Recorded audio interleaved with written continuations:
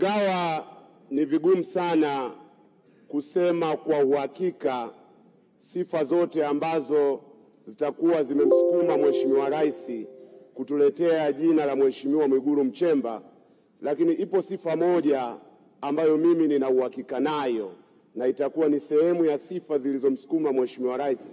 Ni ukweli kwamba Mheshimiwa Mwigulu Nchemba ni mtu mchapakazi.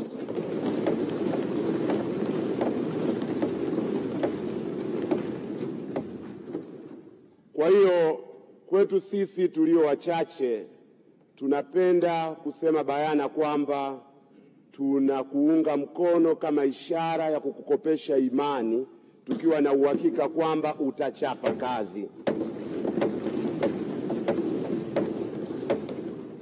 Na maeneo ya matarajio yetu ni mengi sana, lakini hatuna muda hapa. La kwanza, tuna imani kwamba Mheshimiwa Mwigulu Nchemba utasimamia vizuri serikali katika usimamizi wa rasilimali za taifa katika kuwaletea wananchi maendeleo.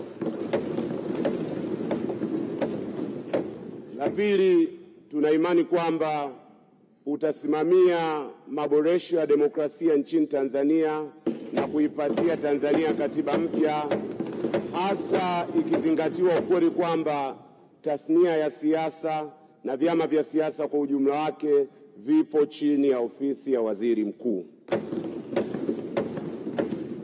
Na la tatu, ni imani yetu kwamba utaongoza mapambano ya kushughulikia changamoto za kiuchumi na za kijamii zinazowakabili wa Tanzania.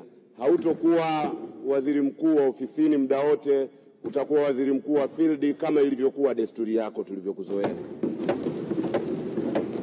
Wenzangu kutoka upande wa walio wachache wameniomba niwasilishe ombi, ingawa limesemwa katika sifa zako kwamba milango yako iwe wazi, utupokee wakati wote, kwa sababu katika bunge hili sisi sote tumekula kiapo kimoja cha kuwa wabunge wa Bunge la Jamhuri ya Muungano wa Tanzania, ili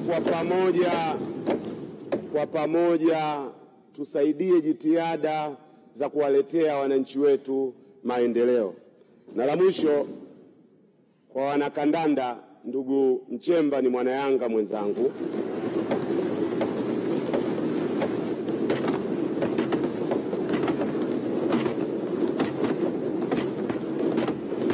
Lakini ni imani yangu kwamba pendekezo la uteuzi huu litakuwa linaleta faraja sio kwa wana Yanga peke yao, bali kwa wana Simba na kwa Watanzania kwa ujumla.